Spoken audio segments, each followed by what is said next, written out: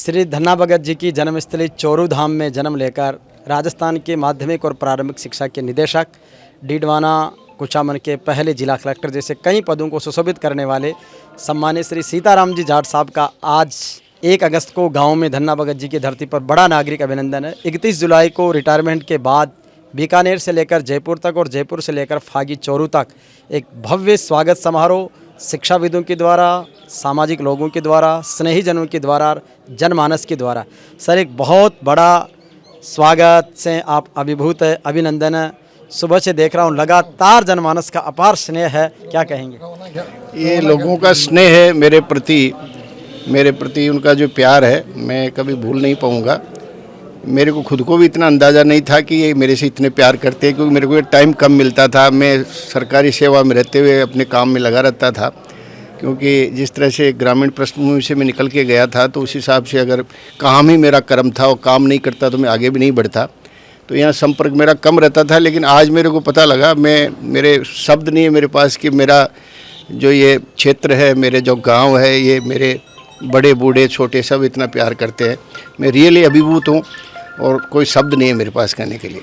Sir, एक आपका जीवन सफ़र अभी दूरदर्शन का आपका एक इंटरव्यू में सारी आई थी, लेकिन मैं चाहूँगा कि सभी लोगों की उत्सुकता है कि साहब की सादगी, सरलता, किस तरीके से गांव के किसान के बेटे ने प्रारंभिक से लेकर माध्यमिक शिक्षा और उसके बाद में कॉलेज एजुकेशन, फिर अलग अलग सर्विसेज के बाद शिक्षा निदेशक तक का एक जो सफ़र रहा है उसके बारे में जरा। देखिए, सफ़र तो खेती किसानी से मेरे परिवार से शुरू हुआ था और आगे तक मैं गया, लेकिन मेरा एक हमेशा ध्येय था कि मैं अधिकारी था तो मेरे लोगों के लिए अधिकारी नहीं था मैं।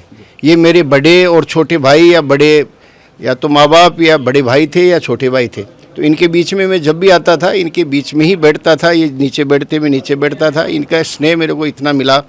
तो यहाँ कोई भी अधिकारी अपने घर में अधिकारी नहीं होता, अपने परिवार में, अपने गांव में अधिकारी नहीं होता। वो अधिकारी कुर्सी पे होता है, उस विभाग में होता है। तो मेरी शुरू से धारणा रही है कि मैं इनमें हूँ तो मैं इनका हूँ। अब ये मेरे को बिठाते हैं प्यार से, कोई बिठा करके क्या बोलता है, कोई क्या बोलता है, तो मैं उसी हिसाब से रच बस जाता हूँ। तो ये तो मेरी शुरू से रही है। और जहाँ तक आगे बढ़ने का है तो ये तो प्रेरणा जो घर से मिली और जो घर की स्थितियाँ परिस्थितियाँ थी और एक ललक और एक भूख थी कि आगे बढ़ना है, जीवन में कुछ करना है, अपने गांव का नाम रोशन करना है, क्षेत्र का नाम रोशन करना है, इसी के हिसाब से काम करते गए और आगे बढ़ते गए। राजस्थान सरकार के 50% से ज़्यादा वर्कफोर्स यानी कर्मचारी इधर काम करते हैं, तो उनका सारा काम इस्टेब्लिशमेंट 65,000 स्कूलें, 35,000 प्राइवेट स्कूलें, 1,60,65,00,000 बच्चे, इन सब की सारी चीज़ों का तालमेल बिठा करके गुणवत्तापूर्ण शिक्षा की व्यवस्था करना, शिक्षा का एक व्यवहारिक रूप देना उसको, ये बड़ा चुनौतीपूर्ण कार्य था। और ये मेरे खुद को भी पता नहीं था कि क्या मैं इसमें सफल हो पाऊँगा, लेकिन आज मेरे को खुशी है कि मैंने जो कुछ किया अच्छा किया। सर, पहली प्रारंभिक से गांव में हुई, फिर उसके बाद जयपुर, और उसके बाद जैसे जो नौकरी का आपका सरकारी सेवा का सफ़र है वो कैसा रहा?